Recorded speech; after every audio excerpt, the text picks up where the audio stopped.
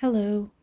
Today we're going to be going over the most basic beginning items that you need when you start learning how to crochet.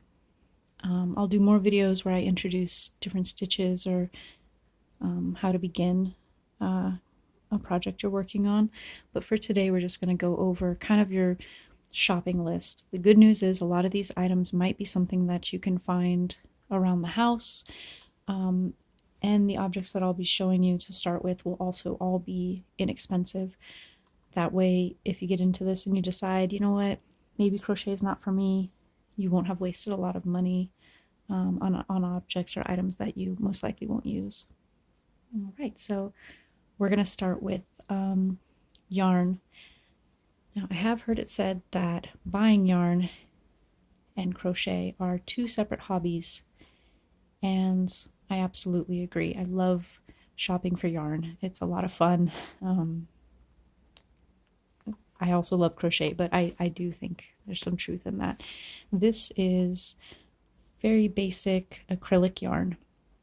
It's a nice light color. And this is a medium size yarn. So this is a good one to start with because you're going to be able to tell pretty easily where your stitches, your loops are, and what your yarn is doing.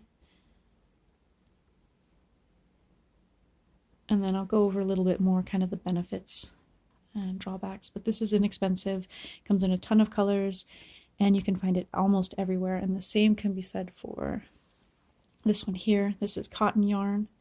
Again, a nice light color, really clear where the actual threads on the yarn are. And I like this. This is a nice happy colors, but whatever colors you like, so long as they're a little bit lighter and solid. I would not recommend going with anything with a big pattern yet, because you just want to learn how to do your stitches. I have a couple examples of what I would not recommend. This is nice, fluffy, and soft. However, it is dark, which is going to make it harder for you to see where your stitches and loops are and everything. It splits fairly easily, so it's pretty easy to end up with only half of your yarn. And because it's so thick, it can just be hard. But this is lovely, soft, wonderful wool, but not what I would learn on. The same can be said of this cotton, wonderful for scrubbies and dishcloths, anything you want to have a little extra texture to. Anything with a texture or anything with a lot of pattern to it, I would say to avoid just for the beginning. Do whatever you want, of course, but that would be my recommendation, is to avoid something like this. It just really quickly kind of becomes hard to tell where anything is in yarn like this. Once you're a little more experienced, it might be something that you come back to and say, oh yeah, this is great. So the difference between acrylic and cotton: acrylic is going to stretch a little bit more. It's going to hold its shape kind of on its own nicely. It's not going to warp or get distorted too much when it gets wet.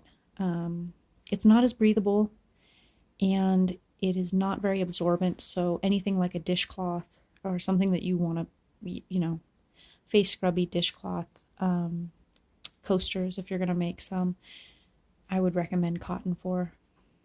But acrylic, like I said, it's very durable, a little bit more give to it as well. So that's something to consider when working with that. This is one my mom made, by the way. This is one that I made. This is cotton. Not as much give. When it gets wet, it is going to spread out. It is going to stretch. If it dries kind of funky, you're going to have to get it wet and lay it out again. So a little bit more maintenance, but like I said before, it's very breathable. This is also very durable. It holds up well to a lot of washes and a lot of wear and tear. So it's mostly just when you go and you look at yarn, find something that you like, the color, something that you like, the texture, and go with that. One of the other things I do like about the cotton, though, is that it comes in such a small, compact oftentimes. And so these are easy for if you want to take a project with you on the go when you're in a waiting room or have to stand in line. That makes it really nice. Next thing we'll talk about will be hooks. Here's a very basic kind of variety, different sizes. You don't really need this many hooks to start with. Just one in about a 4, anywhere from a 3 to a 5 should be great. A variety like this is nice because it'll last if you want to do a lot of different projects, different sizes. They are usually go both by a number in millimeters and as well as a letter. US does different than other countries for their letters. I can never keep track of the letters. I go by the millimeter size of the hooks. It just makes more sense to me. So this is one of the ways you can purchase them. You can also get a whole big old kit with a bunch of different types. Some with soft handles, some that are just the metal hooks themselves. This one also came with ones for making lace and a handful of other really neat little tools. So you can pick those up. I found this one online, I believe Amazon. And so that's a couple different ways you can do it. But I would really suggest trying to avoid anything too big. This is a 10 millimeter, or anything too small. You don't want to make giant loops. They're going to be hard to keep track of. And you don't want to make such tiny loops that it's, you know, almost impossible for you to find them again. So this is lovely ones, all in between in size. And you're going to find tons of different hooks when you look. So just try to pick up something inexpensive, something in that medium size range like we talked about. And here are some things that I think really round out your kit. So a small pair of sharp scissors. Ooh, a little tongue-tied there, for cutting off your threads when you're done. Really recommend trying to get them with a case. Mine didn't come with a case. I just wrapped up the container it came in. Small measuring tape. This one's got inches and centimeters on it. Very well loved. Very inexpensive. Most of the stuff you can find at the dollar store. These are stitch markers. These are handy for when you want to keep track of where you are on a project. If you need to count 1, 2, 3, 4, 5 stitches, and then you put one of these. You could use a safety pin. You could use a paper clip. These came with that kit I showed you, and they come in a variety of cute little colors. So really useful tool to have, even if you're just going to pause a piece and you want to slip one of these in so that no little fingers come and unwind what you're working on. Lastly, we're going to want to look at yarn needles. It has a blunter edge than a standard needle. They're kind of just oversized in general. A big old hole for you to put the yarn through. And when you're trying to weave these little ends back in, you could probably do it with a hook. It would be a heck of a challenge to do it by hand. The yarn needle makes it really quick. And a set of these is usually really inexpensive as well.